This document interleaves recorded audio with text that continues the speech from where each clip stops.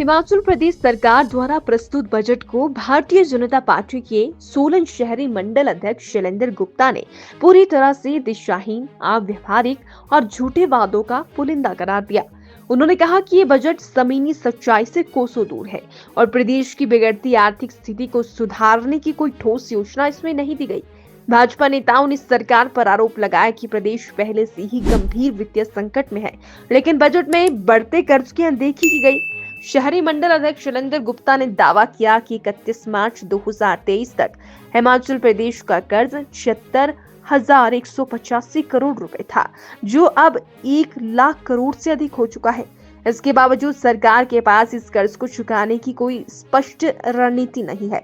कर्मचारियों को केवल 3% महंगाई भत्ता देकर सरकार ने उनके साथ अन्याय किया, जिससे कर्मचारियों में भारी रोष है।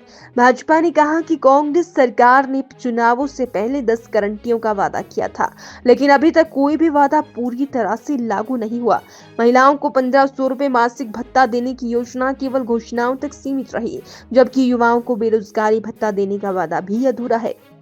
सरकार ने पेट्रोल, डीजल और शराब पर कर बढ़ाकर जनता की जेब पर अतिरिक्त बोझ डाल दिया है, जिससे महंगाई और बढ़ेगी। ये जो आज कांग्रेस की सरकार ने 2025 और 26 का जो बजट पेश किया, ये पूरी तरह से दिशाहीन, अव्यवहारिक और ये झूठे वादों का एक पुलिंदा है। और इस पूरे बजट की कहीं जमीनी सच्चाई से ये जो बजट है ये कोसों दूर है।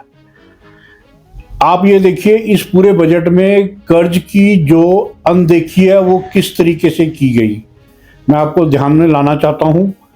जो 31 मार्च 2023 को हिमाचल प्रदेश की सरकार के ऊपर 76,185 करोड़ रुपए का जो कर्ज था, वो मात्र 2.5 साल के अंदर इन्होंने उस कर्ज को 1 लाख करोड़ से भी ज्यादा बढ़ा दिया। जो ये जो बजट है, ये जो जिस तरीके से ये बजट के अंदर कोई रिकवरी करने का कोई ठोस उपाय कहीं आपको इस बजट में कहीं भी वो नजर नहीं आता। ये तो सिर्फ ये है कि भी कर्ज लो और घी पियो वाला जो बजट है, ये उस तरीके से आप इन्होंने डीजल और पेट्रोल पर वैट बढ़ाकर लोगों की जेबों के ऊपर डाका डालने की कोशिश की है।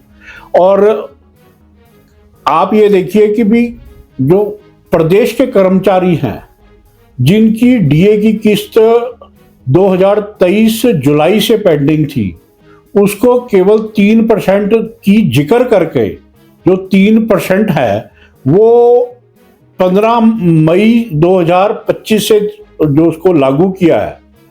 जो पिछला 8% है उसका जिक्र तक नहीं किया। तो इस बजट से लगता है कि कर्मचारियों को 8% के ये जो डाका डालने की कोशिश, जो उनके डीए किस्त पर डाका डालने की कोशिश की है, इस बजट से कर्मचारी वर्ग को बहुत निराशा हुई है। और ना तो उनके कोई एरियर की बात की गई है। तो मैं ये मानता हूं कि भी सरकार ने इस बजट में कहीं सीरियसनेस कहीं नहीं दिखाई। अपने बजट में मितव्यता की भी बात कहीं नहीं की गई कि प्रदेश सरकार मितव्यता की ओर ध्यान देगी। आप खनन में जिस तरीके से माफिया काम कर रहा है, जिससे आपको रेवेन्यू आना चाहिए, जिस तरीके से आपका शराब माफिया काम कर रहा है, आपने शराब के ऊपर भी वैट बढ़ा दी। अपने जितने भी आपके शराब के माफिया हैं उनको प्रत्यक्ष रूप से लाभ होना उसका शुरू हो जाएगा।